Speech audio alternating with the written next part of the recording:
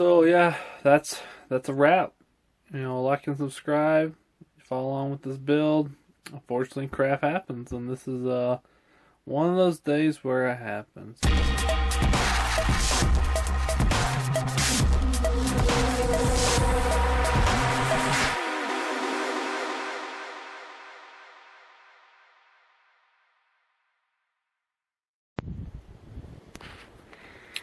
Well, guys, this is what I've been doing this afternoon.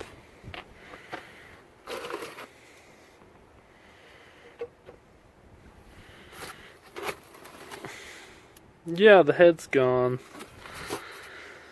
So, yeah. I just finished that in about 30 minutes. It's starting to get second nature for me. Sorry, it's a little windy today. But I had a head gasket failure on cylinder number 3 by this pin.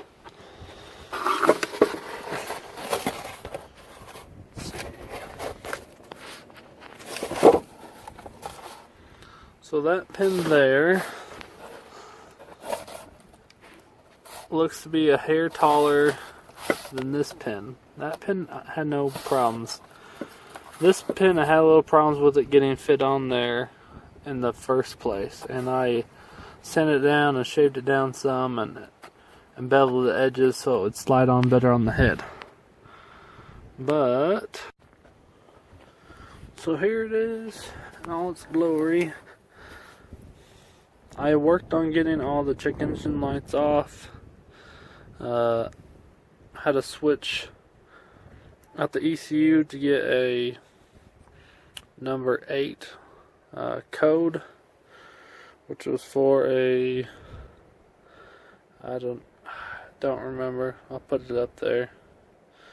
But it's the number 8 flashes, quick flashes when you do the ECU check. And it was something within the distributor. I changed some wires around like people said online. It didn't work. Changed out the ECU with a new P28, and it made it all go away. I also put on the 4 wired heated O2 sensor. Sorry, I'm trying to flip this over. Gosh, spilled oil all over it. Okay. So this one here, you can kind of see it in there. It was hitting the top of that ring.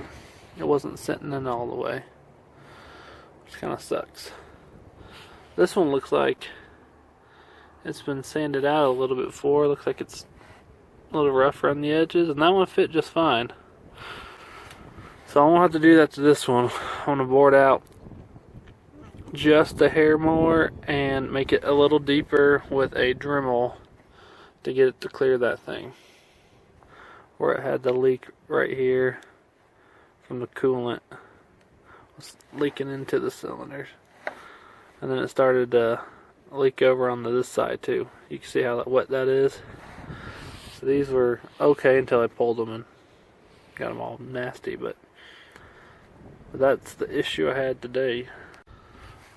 Another fun thing I found out, this one, it's tapped bigger than the other ones. And when I pulled out the spark plug, that whole tapped, expanded thingamabobber that they put on it came out with it. So that really sucked.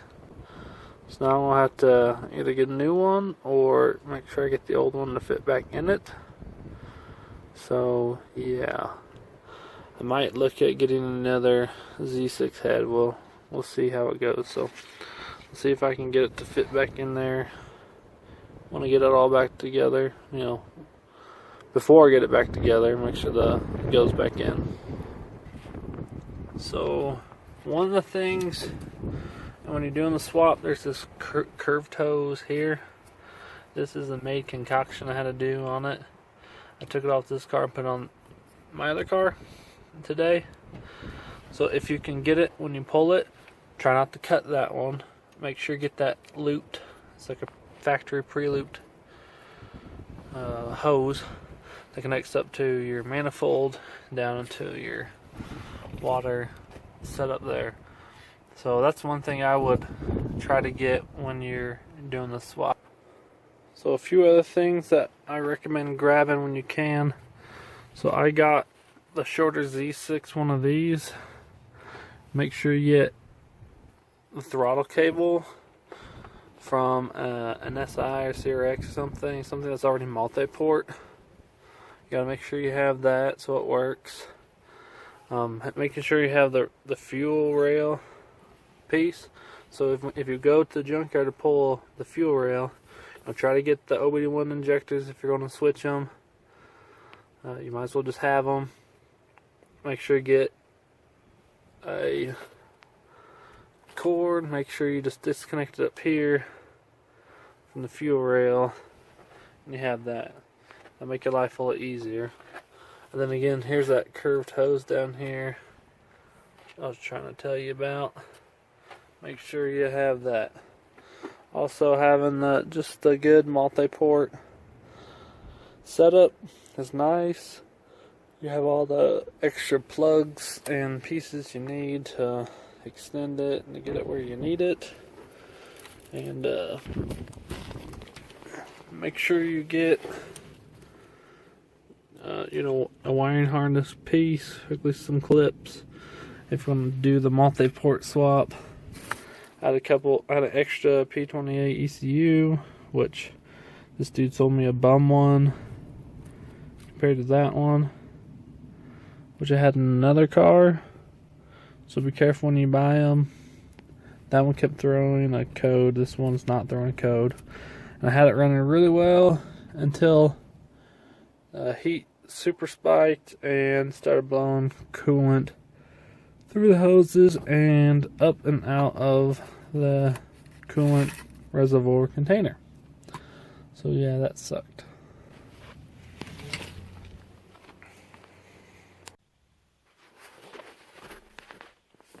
Alright guys, well that's a bummer.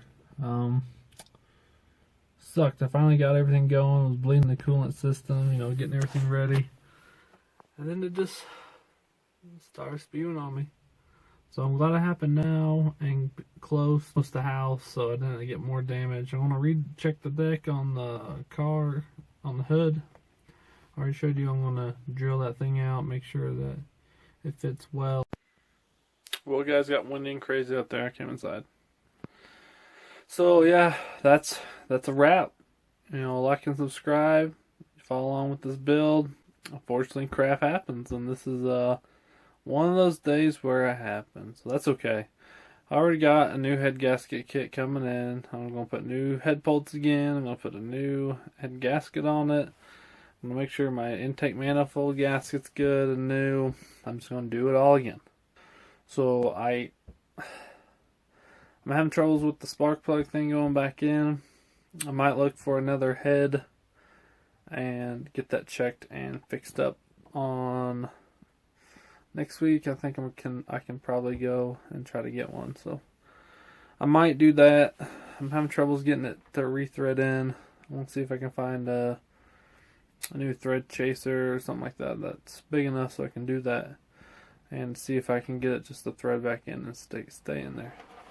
So we'll see how that goes. Again, comment below, share your heartache with me, and tell me about some crazy events you had. Alright guys, well that's a wrap. So make sure you guys go and like us on Facebook, find us on Instagram, follow us on Twitter.